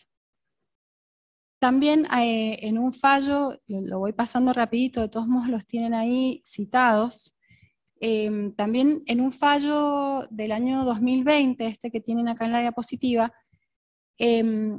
se introdujo otro paradigma de intervención en materia de protección y de medidas conexas puntualmente, que tiene que ver con el paradigma de la intervención preventiva y evitativa del daño, es decir, no solo esto de la mera sospecha de que exista una situación de maltrato o violencia, sino que también es necesario actuar de manera preventiva ante esa mera sospecha, es decir, ante la posibilidad de que ocurra algún hecho de violencia que pueda generar una vulneración grave en la integridad psicofísica de un niño, niña o adolescente. En este caso puntualmente se daba que la prohibición de acercamiento era respecto de un tío que vivía con el padre de los niños afectados por la medida, y que estos niños tenían un régimen de comunicación con ese padre. Entonces, uno de los votos de los camaristas sostuvo la necesidad de mantener la medida, ¿sí?, que había sido apelada por el tío. ¿Por qué? Porque dijo que en realidad en este caso el hecho de levantar la medida de prohibición de acercamiento, que era lo que pretendía el tío, implicaba remover un obstáculo para la comunicación. Si bien es cierto que no significaba que directamente los niños iban a tener contacto con este tío, porque ese contacto en todo caso se tenía que plantear a través del proceso pertinente, sí en este caso puntual, en la práctica, iba a generar el contacto directo entre la niña y este tío. ¿Por qué? Porque el tío vivía con el padre, que en cada encuentro del régimen de comunicación, el tío tenía que irse de ese lugar para que la niña pudiera tener contacto. Entonces, si se levantaba la prohibición de acercamiento, el tío ya no tenía obligación de irse y por lo tanto la niña iba a tener contacto directo con el tío, y habían informes que daban cuenta de que la niña todavía no estaba en condiciones de tener contacto con este tío y que todavía no elaboraba desde su psiquismo todas las situaciones de maltrato que habían motivado la medida. Entonces, bueno, lo interesante me pareció acá es esto de esta actuación preventiva y evitativa del daño como un criterio o pauta de intervención.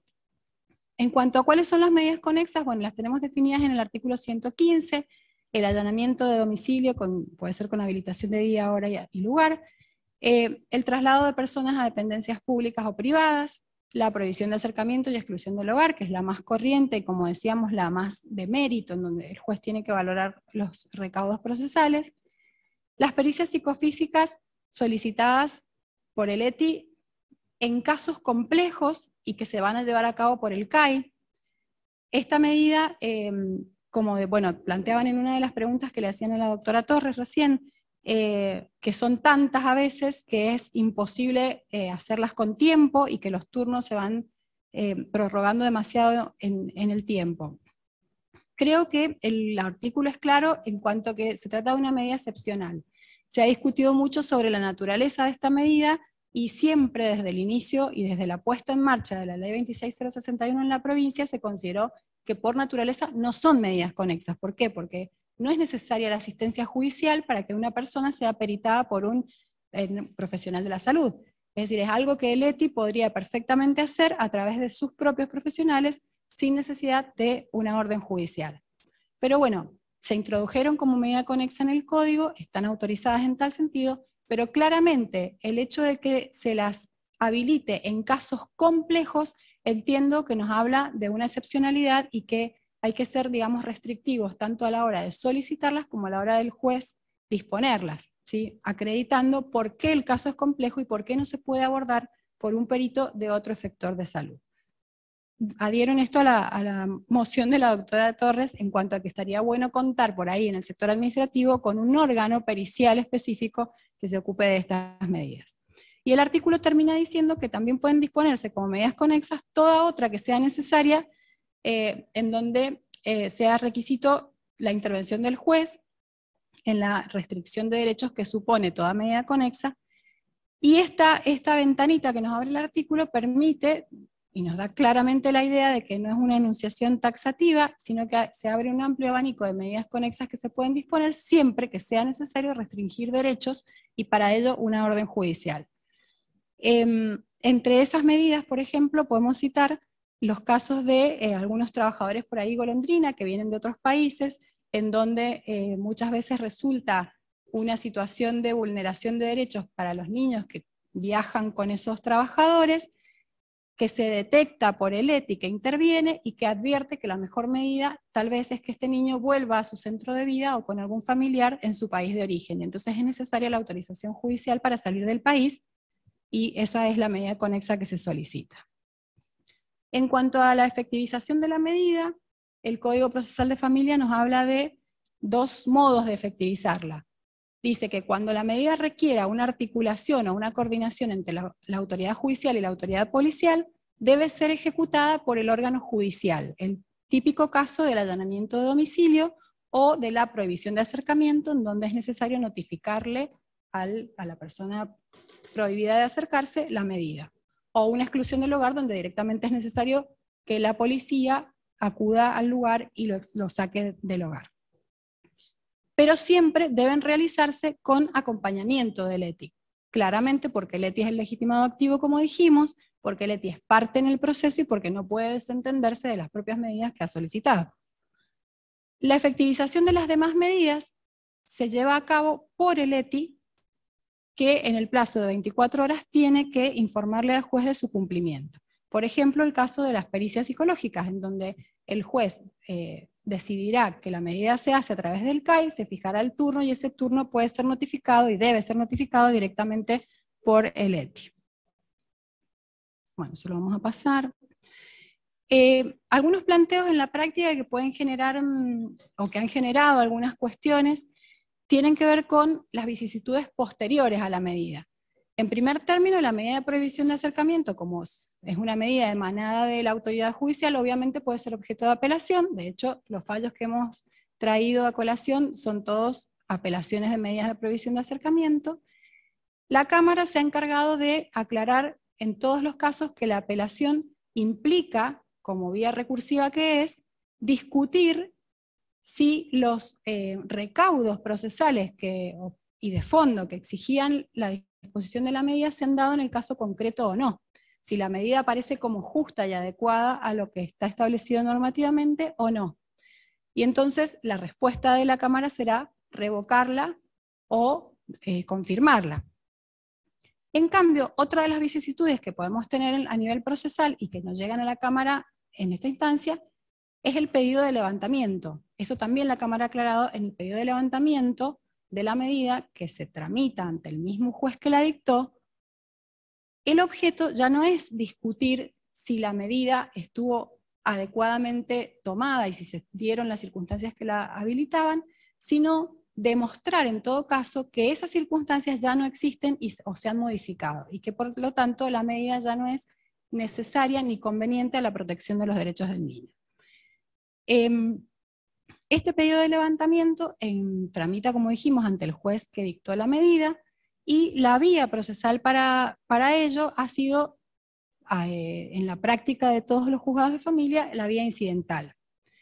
Acá también podemos preguntarnos quiénes son partes en esta medida. Y si bien, obviamente el código no lo dice, cabe aplicar lo mismo que dijo la doctora Peralta respecto de las medidas de control de legalidad. Claramente van a ser partes la persona afectada por la medida y el propio ETI que la solicitó. Acá podemos hacer un paralelo con un planteo que se ha dado en la Cámara de Apelaciones con respecto a la apelación de la medida de prohibición y quiénes son parte en el recurso de apelación. Es decir, podríamos traer el mismo debate a el proceso incidental que tramita en primera instancia. En un primer momento, allá por el año 2014, la Cámara ante un planteo que hizo el ETI en donde pidió la integración de la litis con la progenitora del niño, ¿sí? La medida era una prohibición de acercamiento al papá, el papá la había apelado, el ETI cuando le corren traslado a la expresión de agravios, pide que se integre la litis con la progenitora. La Cámara en ese momento dijo que no correspondía integrar la litis porque la integración de la litis procede solamente cuando hay un litisconsorcio pasivo o activo necesario y por lo tanto la sentencia no puede ser dictada válidamente si tiene efectos respecto de uno, pero no respecto de los demás, y esa situación no se daba en el caso concreto. Y dijo que el hecho de que la madre hubiera sido quien fue a la oficina fiscal e hizo la denuncia de maltrato, no la convertía en parte, procesalmente hablando, en el proceso de apelación, ni tampoco en el de la medida conexa. Y que tampoco era parte del niño, porque la participación del niño estaba establecida en el artículo 24 de la ley 26.061 en relación a su derecho a ser oído, y como parte procesal en el artículo 27.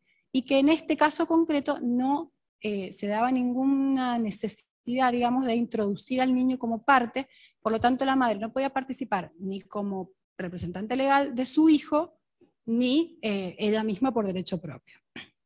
Sin embargo, en un fallo más reciente, que está más abajo, que es este de abril de este año, la Cámara no se expide con tanto detenimiento sobre esos fundamentos, pero ante el pedido de la asesora, el supuesto era el mismo, una orden de prohibición de acercamiento apelada por el papá. En el curso de la expresión de agravio se le da vista a la asesora pide que se la notifique de la expresión de agravios a la progenitora. La Cámara, sin introducirse en si corresponde o no corresponde, directamente resuelve correrle traslado de la expresión de agravios y la tiene por contestada esa expresión de agravios, y de hecho valora entre los fundamentos para resolver en definitiva la apelación algunos de los argumentos aportados por la madre. Es decir que cambia de criterio con respecto al fallo anterior. Volviéndome un poquito a la parte, digamos, de las preguntas, nosotros nos planteamos, cuando preparábamos la charla, esta cuestión de si admitir en estos casos como parte, por ejemplo, a esta progenitora, o podría darse el supuesto, por ejemplo, de un abuelo o de un tío que esté al cuidado de este niño por disposición del ETI como una medida de protección o como parte de esta medida de protección, y que además se haya pedido como medida conexa la prohibición de acercamiento de alguno de los progenitores. Si podríamos o si correspondería integrar la litis con estas personas, por ejemplo, con el otro progenitor o con el abuelo o adulto responsable del niño. Nos pareció por ahí que puede llegar a ser en algunos casos una buena práctica procesal. ¿Por qué? Porque muchas veces la medida del ETI se agotó con colocar al niño bajo el cuidado de este tercero, que puede ser un abuelo. Se hizo a lo mejor un seguimiento, se advirtió que no había ninguna otra, digamos, situación de vulneración, a lo mejor se inició hasta el trámite de guarda, y por otro lado se había solicitado ya la medida de prohibición de acercamiento que se está cumpliendo. Entonces a veces este adulto responsable puede ser quien en mejor posición esté para darnos mayores elementos probatorios y de conocimiento para resolver en definitiva este pedido de levantamiento o cese. Es decir, nos da una idea de actualidad y de, digamos, mayor elemento probatorio que por ahí puede llegar a resultar útil traerlos al proceso. ¿Qué pasa si en este pedido de levantamiento que hace el progenitor afectado por la medida se le corre traslado del incidente al ETI y el ETI no contesta? Un poco lo que planteaba también Daniela. Por supuesto consideramos que tiene el deber el ETI de contestar, ¿sí? Porque hemos dicho que es parte, hemos dicho que es una demanda y que no se puede desentender de las consecuencias de la medida que toma, como tampoco se puede desentender el juez de las medidas que toma. Entonces consideramos que no puede no contestar. Ahora, si no contestara, ¿podría ser declarado rebelde? También consideramos que sí. ¿Cuáles serían los efectos de esa incontestación? Es otra pregunta que nos podríamos hacer. O de esa rebeldía eventualmente. ¿Podríamos aplicarla lisa y llanamente de acuerdo a los términos del artículo 74 y 75? Muchísimas gracias. La verdad que en el chat les puedo transmitir solo felicitaciones, elogios y también pedidos para continuar tratando estos temas con más tiempo, porque verdaderamente lo que se ha puesto en evidencia es la necesidad. Por supuesto, acá el doctor Gabriel Díaz me recuerda y públicamente entonces las invitamos y quedan comprometidas para el próximo ciclo de capacitación para seguir profundizando estos temas. También perfecto, hacemos extensiva la invitación a los abogados y abogadas del ETI. ¿Qué decirles? Con respecto a quienes están preocupados por las evaluaciones, que también nos están haciendo llegar esas inquietudes. Desde el Centro de Capacitación somos conscientes que la mejor forma también de refrescar y acentuar los contenidos que hoy y todos estos días atrás hemos estado adquiriendo es con texto escrito. Por eso es que les pedimos a los disertantes la preparación del material y subimos todo el material al repositorio del aula virtual, con lo cual les pedimos que sin perjuicio de que hayan asistido, lean el material porque las preguntas se van a centrar en temas desarrollados en esos contenidos.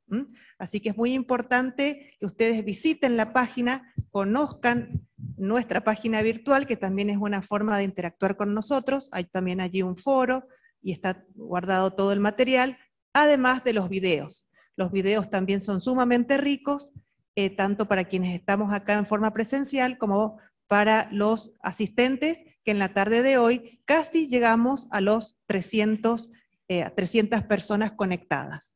Así que creo que eso da muestras de lo bien que estamos trabajando, no gracias tanto a nosotros, sino como a ustedes, que son los que le ponen contenido y le ponen alma y vida para que esto salga bien. Así que, doctora Lalane, muchísimas gracias, doctor Díaz, a cada uno de los presentes, no quiero olvidarme de nadie, a todas las expositoras de la tarde de hoy, muchísimas gracias. Nos hemos extendido unos minutos más, pero creemos que ha valido la pena. Muchísimas gracias, los esperamos para la última capacitación del Fuero de Familia de este ciclo 2022, el próximo 7 de noviembre, en este lugar, a las 18 horas, como ya es habitual. Muchísimas gracias a todos y buenas noches. Gracias.